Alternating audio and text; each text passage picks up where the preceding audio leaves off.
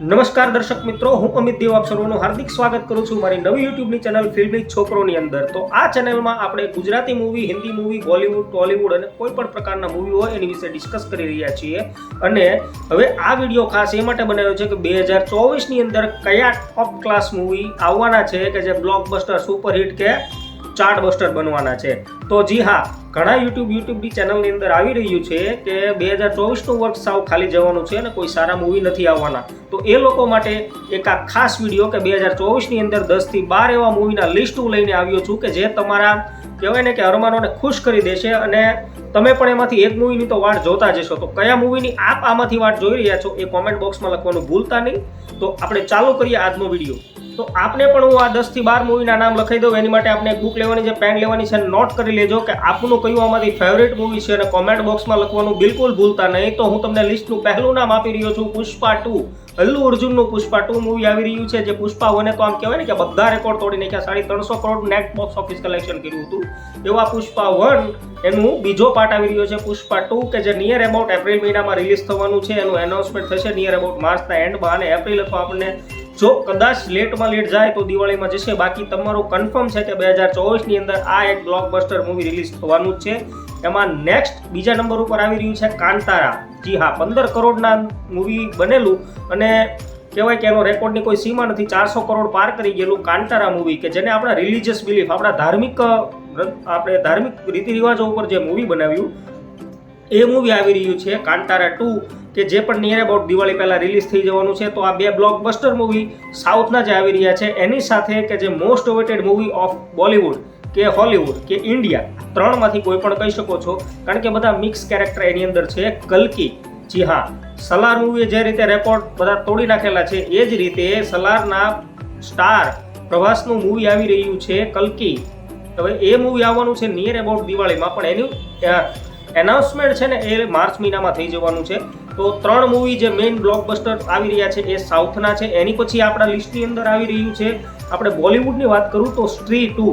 કારણ કે સ્ત્રીનો એન્ડિંગ એવો હતો, કોમ્પ્લિકેટેડ, થોડો ક્લાઇમેક્સ સીન હતો, એટલે આપણને એવું વાત હતી કે સ્ત્રીનો જે ભાગ આવશે તો સ્ત્રી 2 આવી રહ્યું છે.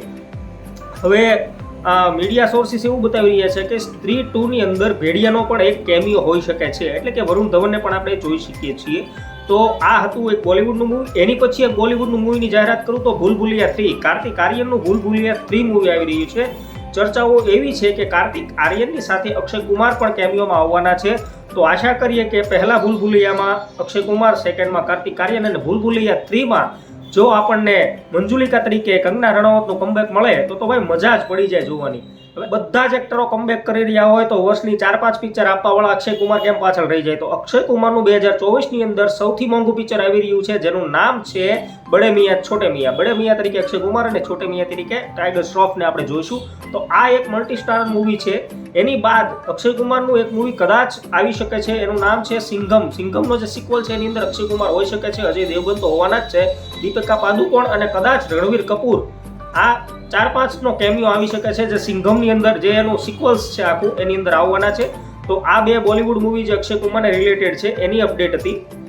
મારી યુટ્યુબ ચેનલની અંદર જે સાઉથના પ્રેમીઓ છે એમની માટે પણ એક નાનકડું એવું લિસ્ટ છે જે મેં નોટ કરેલું છે, એ હું તમને લખાવી દઉં છું કે સૂર્યાનું આવવાનું છે કંગુઆ, કે જેનું ટ્રેલર છે ને આખું આમ કહેવાય ને કે આખા યુટ્યુબને હલાવી દીધું હતું. એક કંગુઆનું ટ્રેલર આવ્યું હતું. હવે એ મૂવી 2024ની અંદર આવવાનું છે. જુનિયર એનટીઆરના ફેનને પણ નિરાશ થવાની જરૂર નથી. જુનિયર એનટીઆરનું એક દેવરા કરીને આવવાનું છે. દેવરાનો જે લુક હતો ને એક એકદમ કોમ્પ્લિકેટેડ લુક હતો અને એ મૂવી પણ જબરદસ્ત 2024ની અંદર આવવાનું હોય એવું લાગી રહ્યું છે.